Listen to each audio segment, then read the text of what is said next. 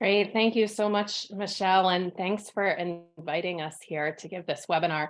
It's really an awesome time for us to be taking a pause, sharing what we've kind of been working on over the last 2 years, and hopefully getting some great ideas and input from you all about how we can share our findings and tools with those who really could use them on the ground. So I am going to lead us off, and then Kostas will share on the second part. I just want to start by saying that we represent a team. The other PIs on the project are Dr. Caitlin Butler and Dr. Colin Gleason. Both of them are with the Department of Civil and Environmental Engineering at UMass Amherst. And then the people who are really doing the work are our postdoc and PhD student postdoc, Abhishek Kumar, with the co-op unit, and PhD students in Shenhe in environmental engineering. So I'm going to just jump right in, and for those of you who aren't familiar, introduce you to this management scheme on lakes called Winter Lake Drawdowns. And when I first started in Massachusetts, I was not familiar with this at all. So let me just share what this is. So a lot of lakes in the NECASC region undergo these annual winter lake drawdowns. And in the summertime, you wouldn't know the difference. They look just like any other lake. But in the wintertime, right now, you go out and see these lakes and you can identify them because they've got a dry shoreline. It looks like the bathtub plug has been pulled, we say. And so the water's been lowered, and some of them to meters and some of them just a few feet of lowering, exposing that shoreline during the winter time. Why do we do this? Well, for a lot of reasons, and a lot of reasons in different parts of the world. In fact, in Scandinavia, where winter lake drawdowns are very common, they're used heavily for power generation, and that's also true in some places in the Northeast. Winter drawdowns are also used to provide for flood storage for springtime high flows. And then one of the primary reasons in Massachusetts that lake managers are drawing down their lakes is to deal with aquatic vegetation that may be a nuisance or invasive. And so the idea is to lower the water levels and to kill the plants during the winter time. Lowering the water levels also protects infrastructure along shorelines and allows for repairs. So even if that might not be the primary reason, certainly that's a secondary purpose for winter lake drawdowns. So just since our talk is about the hydrology, I wanted to start with a hydrograph of a lake during a single year. So as mentioned in the summer and fall time, these would be at full pool levels. And so we've got on the y-axis here, the relative level to what that full pool level is in the summertime. And then in the fall time, these lakes are drawn down. And so basically open the spigot, let the water out, and the water lowers within the lake. So the lake, it might look very relatively minor, but certainly downstream we see floods of water at a time when you usually don't see very high flows of water in the downstream areas. Then they stay low for anywhere from a couple of weeks to a few months, and during the winter time, and hopefully when there's snow in the ground, which we see less and less of. And then during the springtime, they're refilled. So basically the stopper is put in the tub, and the water is allowed to refill in the lake, which essentially means downstream there's very little flow during that period of time until it reaches full pool level. So what is the impact of these winter drawdowns? As you can imagine, there are many. From a physical sort of and water chemistry standpoint, we think of the area of the exposed zone, so what will get dewatered, and then the area just below the water level, so that is not exposed even during the winter time. And so we see during that first drawdown phase, we see in these littoral areas, we see sediment being desiccated and actually coarsening a lot because the fines are mobilized and kind of move down the downslope deeper into the lake. The same thing happens with organic matter and nutrients going along with that. And then in the wintertime, those areas that are exposed are obviously getting a lot of ice cover and ice scour and penetration. And part of that, again, for the purpose of dealing with aquatic vegetation is on purpose, right? So expose them, get that ice impact, and to kill those plants. There's also, of course, different levels of ice in the non-exposed area because those areas would have been deeper, and now they're actually the shallow area that has the ice layer on top of it. And then during refill in the springtime, we see a lot of those sediments and the nutrients associated with those sediments being mobilized again and moving back up into the shallower areas. And so we see increases in suspended sediments, reduced water clarity, et cetera, in both the exposed and non-exposed areas. So what does that do to the ecology of the lake? Well, it does a lot. And we studied this. I started studying this with my PhD student, Jason Carbignani, back in 2013. And he did a series of studies in lakes in Massachusetts, and documented some of the effects that had been seen in the literature and some novel effects. In terms of habitat, we did see that sediment coarsening, and that was linked to changes in the macrophyte assemblage. So certain species were not tolerant to the drying, and certain species did just fine because of the way they propagate. So it really depended on the types of plants of what those responses were. We also saw, not surprisingly, when you change the macrophytes, which are an important habitat for macroinvertebrates, you also change the macroinvertebrate community, also affected by the bed sediment and texture in there. So we saw shifts in the macroinvertebrate community.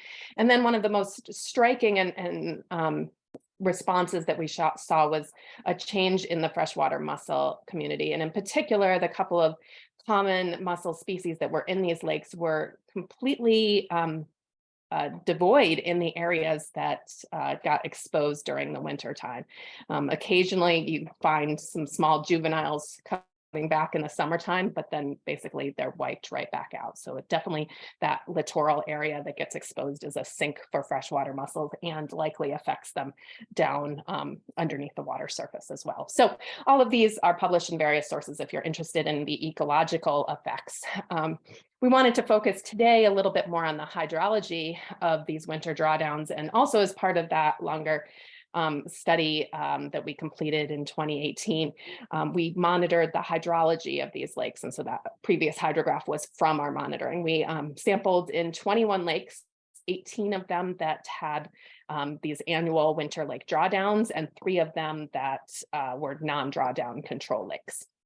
In each of the lakes, we put in pressure transducers, both under the water surface and then one on land to adjust for barometric pressure. And we recorded water levels every 2 hours for 4 years, roughly, at all of these lakes. So I want to just give a quick glimpse of what we found.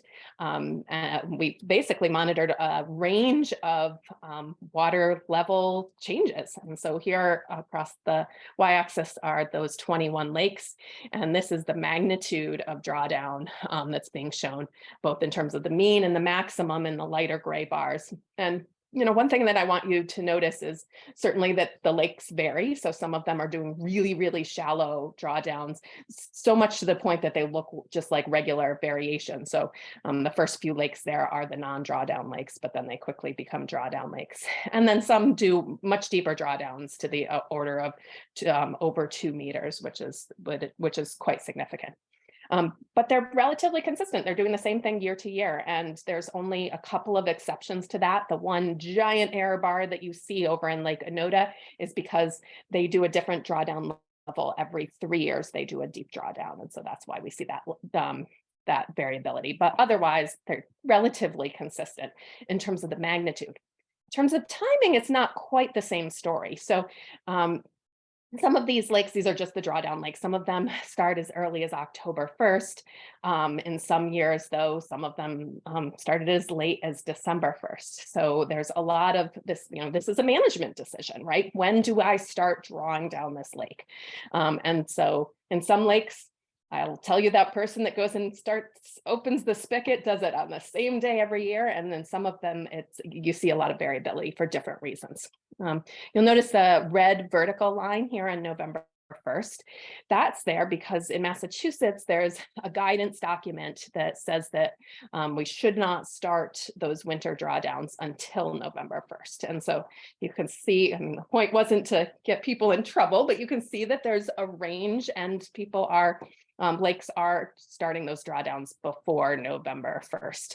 And so it was interesting for us to compare to what was actually done because actually we don't have a record of what everyone is doing in lakes throughout the state. And then as we've expanded this throughout the region, largely people don't have a handle on what people are doing in lakes and when and where. And so when we finished that very focused study in Massachusetts, we caught the interest of a lot of people in other regions and people who are asking questions like, you know, well, what's happening in our lakes? And what about how often are they drawing down and how variable is that from year to year? Because again, if they didn't need a permit to get this, we really don't know what those drawdown levels are, and very, very few lakes are monitored. The other question started to be about just what is possible here in terms of these lake drawdowns. And so as you can imagine, you would expect that precipitation and temperature greatly affect the ability to draw down, how long it takes to draw down, how long it takes to refill, and whether you can achieve those desired levels, albeit management levels.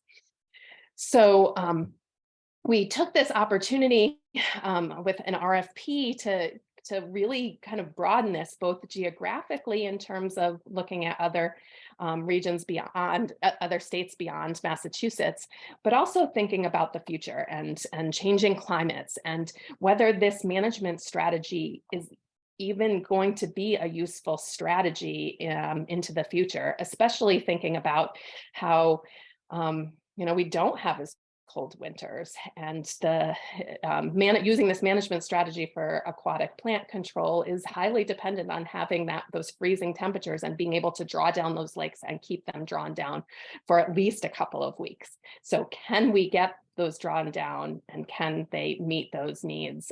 Is it even possible?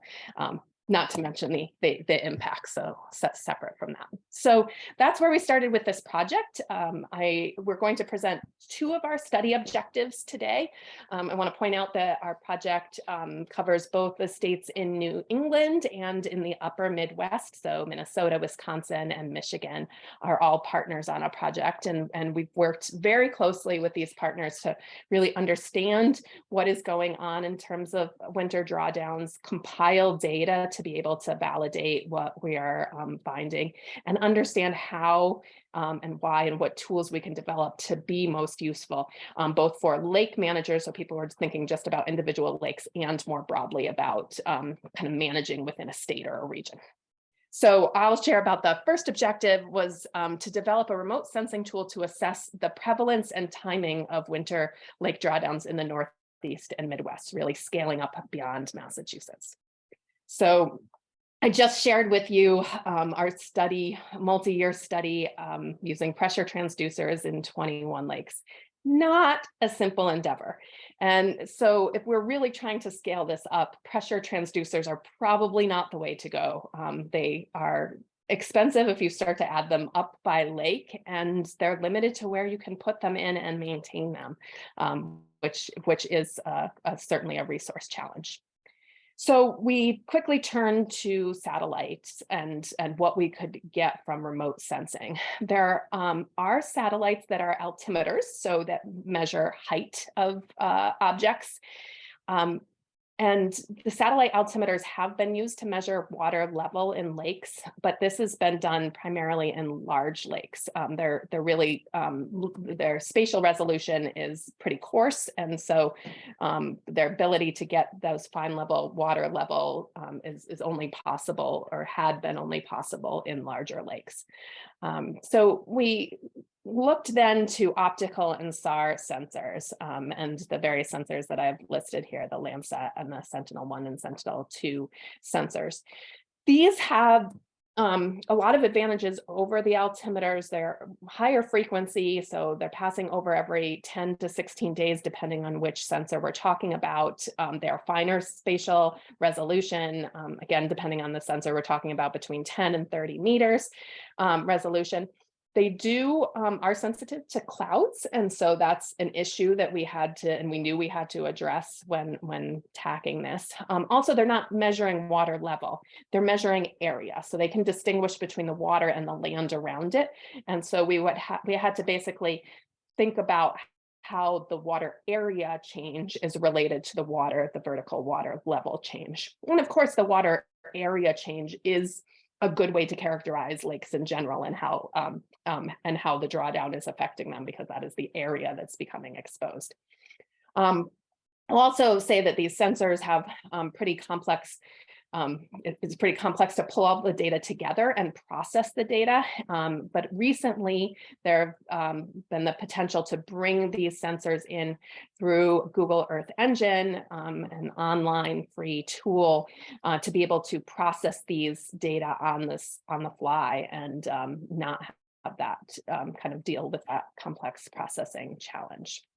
So we looked at these three sensors, and I'm going to show you a few figures about comparing these optical and SAR sensors. So the optical sensor, the Landsat 8 OLI, and what I have here is the top figure is of a winter drawdown lake, and the bottom is a non-drawdown lake, and this is the water area. As I said, that's what it measures, and you can see points in there, and you can see dips, and so dips. Oh, maybe that's a drawdown. Well, as it turns out, that those points are not actually happening in the wintertime, and they're really, really low.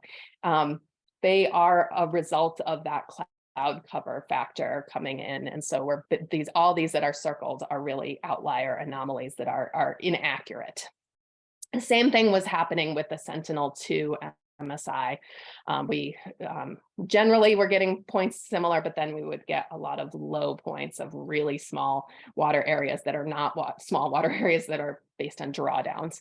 And I think it probably hits home better when I show you this figure of what it should look like if you were actually to use this to see the water level fluctuations. And so here we've got 2.5 years, or almost 3 drawdown cycles here. These lower parts, these water areas, are very clear when it starts and how low it goes, which is really helpful. You also see that there's variation in the summertime when they are at the full pool level. And so it was pretty clear after looking at these that the Sentinel-1 SAR was the way to go for this. And so that's what we moved forward with. We then took the data from those, the SAR satellite, and compared it to what we were measuring in situ in the lakes. And again, as a validation point to see, are these dropping at the time that we think that they're dropping? Are they refilling at the time that we think there should be refilling, et cetera? And overall, we found a pretty strong correlation between the two. You can see that the levels, because again, we're using water area, but we're relating it to a water level. They're not going to be exactly the same. And then that also, there's a delay, especially on the refill part, where you see the water level coming up, or the water area coming up before the water level. And that's partially about where the water level is being monitored and what it takes to fill that pool back up. But overall, we were pretty happy with how this was working to monitor and see what we wanted to see, whether these lakes are even drawing down.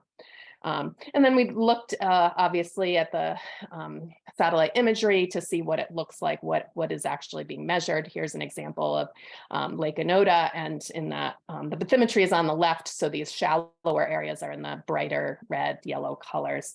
And you can see through time that there's as this drawdown is happening from November through December, you see more and more exposed area in those shallow parts. So it's doing what we expect it to do and not having anomalies.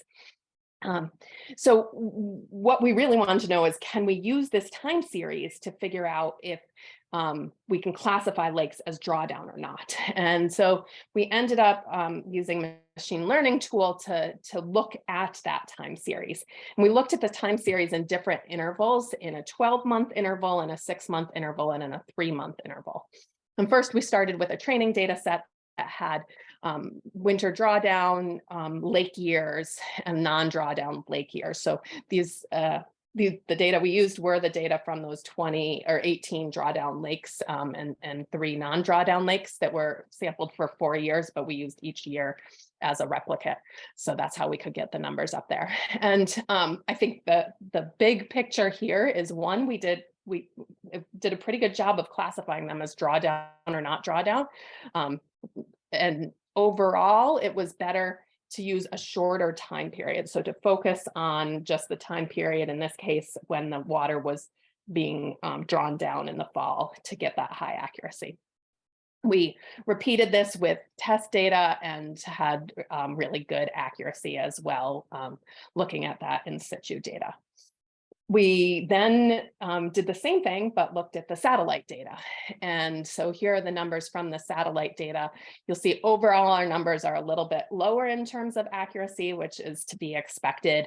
And in some cases, we had a little bit of a challenge with the non-drawdown lakes. And since we had a pretty low N with our test data, that's coming out here. But we have pretty good confidence that we can detect winter drawdown lakes, or at least their ability to draw down in a single year, and use that to inform our classification of lakes. So we're at the point now that we can roll this out to all of the lakes within our regions. We've had students working hard to extract lakes so that we can get that information for all the lakes and then classify them as drawdown or non-drawdown lakes, and then get characteristics. So how deep are they drawing down? When are they drawing down, et cetera. So we're excited that we're about to roll this out.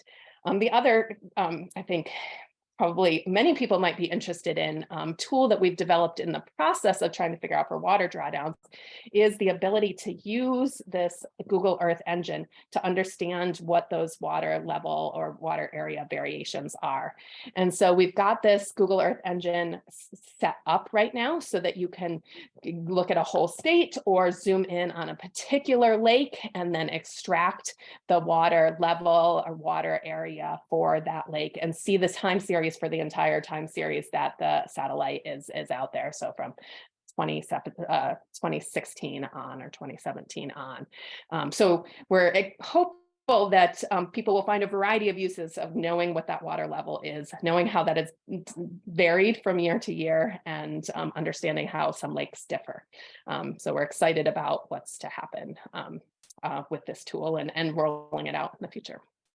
And now I'm going to pass it off to Kostas for our second study objective. Thanks, Allison, and thank you, everybody. And as you've seen, Allison covered the remote sensing aspect, of trying to monitor these changes.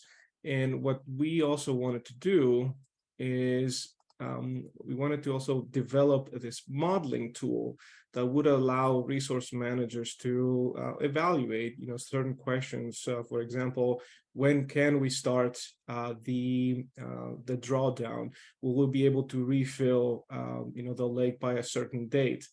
And in order to do that, let me see if I can control. There we go. Yeah. In order to do that, again, we utilized the rich data set that Jason was able to pull together over all these different lakes, and essentially try to see whether what we're seeing in reality is reflected, for example, with the Massachusetts guidelines. And here and I'm not going to spend too much time here, but there are certain dates when drawdowns need to start or be completed. There's certain limits to the outflow, and when it comes to refill, we do have a date that needs to be completed, and again, we need to have a requirement on outflow. So taking all this information in,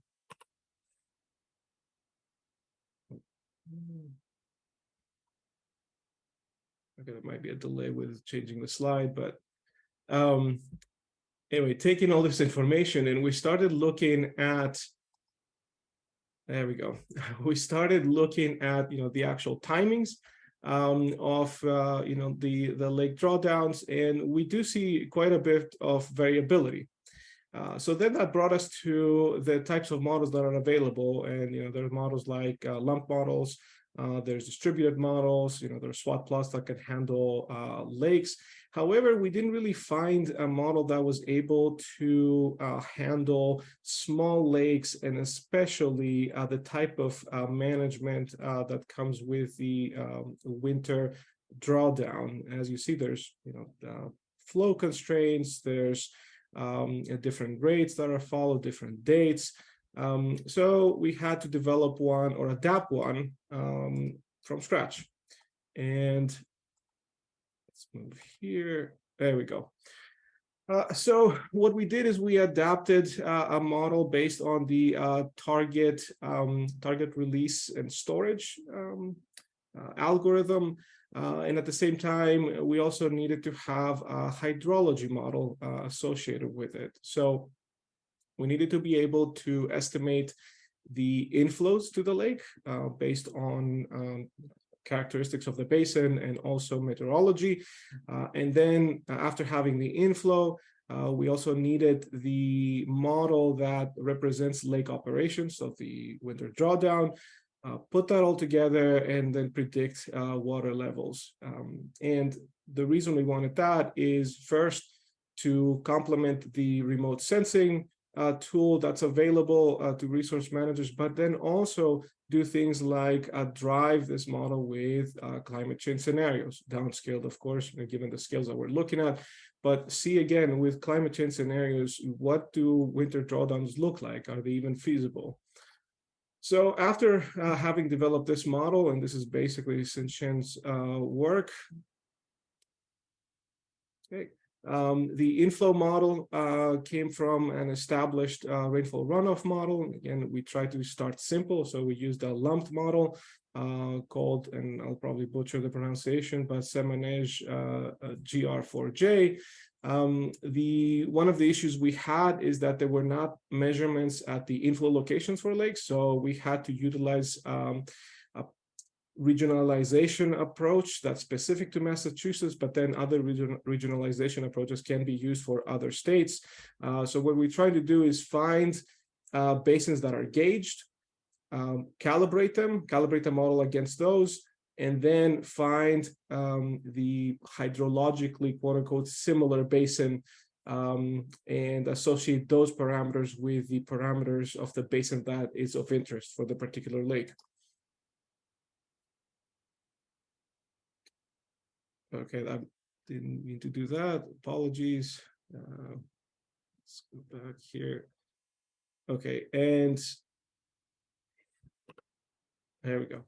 So having the lake inflow model, then we also need the lake outflow model that, again, needs to be able to account for the variability in release rates, but then also the management decisions that are being made in terms of the start of the drawdown, the refill, and all those constraints that are coming from regulations.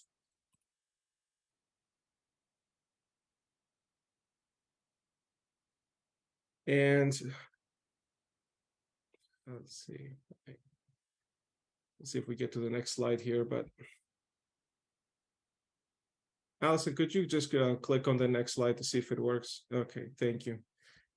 So we've explicitly represented the different stages. In the interest of time, I'm not going to spend much on this, but the idea is that, as you can see, the release from the lake actually takes into account the a Q max, a Q min, which correspond to the different regulations, and then also the timings of the different phases of the drawdown or non-drawdown.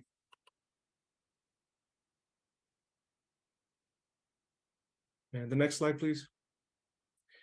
And again, we focused on Massachusetts. So we had 18 lakes with varying drainage areas and lake areas. And as you can see, they're relatively small. So again, we needed, hence the need for a customized model.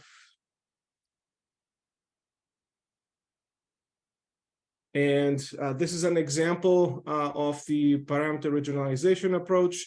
And you can see in the blue line, you have the observations. The top plot shows the calibration validation for a gauged basin. So you can see we're getting a clean Gupta efficiency of 0.79 during calibration, 0.72 during validation. When we do transfer and then, or if we look at the Nash Sutcliffe coefficient, we have 0.65, 0.54 for the gauged basin. Then when we transfer those parameters to an ungauged basin, but it's the basin of the lake that we're interested in, we get similar KGEs and NSEs. So the Nash Sutcliffe is 0.46. Not the greatest, but again, what we care about here is the similarity. So if the if the calibration is able to achieve a certain error metric, we wanted to be able to have something that's commensurate, or something that's similar, and we were able to do that in this case and a lot of the other basins of the 18 lakes. And having put this together. There we go. Having put this together, it was time for us to see whether the model works at all, or how well it works. So it did work. And actually, when you see here on the left y-axis, we have relative water levels. Red is the observed water level from those pressure transducers. Blue is the simulated water level from the model. And on the right y-axis, you see the inflows that are being simulated by the lumped hydrology model, and that's the black line. So overall, the model does a very good job of capturing when the decrease in water level begins, how long that lasts, and then when we get the rise in that hydrograph. There's some relatively high frequency variability in the observations that we're not able to capture, and that can be attributed to a number of different reasons. Again, we're trying to use a simplified model to capture management behavior, which can be I'm not going to say random, but it can depend on a number of different factors that are not represented in our model. But also we have a lot of uncertainties in the meteorological data. And in this case, we were using the DayMet data set. So, it's 1 kilometer, but then it comes from different sources that are a different scale. So that's a whole other conversation. But overall, we were fairly satisfied with the performance of the model, and we'll also see that in another lake. So if we're going to go to the next slide, again, similar story where the red and blue lines are fairly close. So that gave us confidence that we do indeed have a modeling tool that could provide some useful information to resource managers. And in order to be able to again provide not just a single answer about, okay, this is what the water level is going to do. What we wanted to do is add the ability in the model to examine what if scenarios. What if you wanted to have a target drawdown of 3 feet, 5 feet? And here, we were able to play with different levels of target drawdown from 1 to 6 feet. And then also we wanted to examine different dates when refill starts. And in this case, we were taking every day from January 1st to the end of March. So having 90 days of starting the refill and 6 different levels of target drawdown, we end up with 540 drawdown plans. But then also we wanted to be able to capture uncertainty in the release rates, because you saw that high frequency variability there. So we wanted to be able to somehow capture that. And then we also wanted to incorporate the uncertainty in meteorological forcings. We wanted to be able to do that in a stochastic modeling simulation. So we end up with each drawdown plan having having 1,000 simulations. So instead of just having a single line of the water levels, we end up with this ribbon plot, as you can see here. So the red line at the top, and I'm not sure if you can see the mouse, but here the red line at the top just shows the 1 foot drawdown. This is the median water level, but then you can see the range. So then again, we're putting putting the decision to the decision maker. So we're trying to provide as valuable information as we can. So the potential ranges of water levels that we could see. So then looking at the different plants, for example, the purple line looking at the 3 feet drawdown, 6 feet drawdown in the brown line. So again, just looking at the potential water levels, which would then hopefully be adequate information for the resource manager to make a decision. And we're able to also, next slide. We're able then to answer specific questions. For instance, can drawdown complete by December 1st? And here we're looking at Lake Goose. And if we are if we look at the x-axis, this is the water level relative to the drawdown level. So if it's to the right of the dash line, the 0 line, then drawdown cannot be completed by December 1st. So you see that no matter what target drawdown level we try, there's no way we can get at the target by December 1st. Next slide. And we can see this is happening if we look at the blue line, which represents inflow. So because of those constraints that we have with the maximum outflow, which is that, for Massachusetts is 4 cubic feet per square mile of the drainage basin. So if we do follow the Massachusetts guideline, in this specific case, we see this, this large event, so this large inflow in December, that again, given that we have those release constraints, they're going to increase the water level, so we're not going to be able to get the target drawdown. Next slide. And all these again come with bounds. So you can, from the Monte Carlo simulation, you can get the 95% percentile, 90 percentile. So again, it's up to the decision maker to see what threshold or what level they're comfortable with in terms of risk. And looking at a different lake in this case now, and then here you see something different, where if you're to the left of the dashed line, then all those scenarios are actually able to hit the target drawdown level.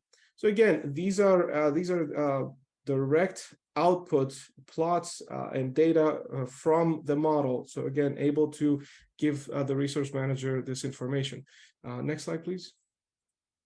And we don't only have to see it in terms of histograms. We can also see it as water levels and discharge. So here's an example of discharge, and again, you can see in the case where we had successful drawdown by December 1st for the different levels, you can see what's happening in the range of possible water levels and discharges that we can have.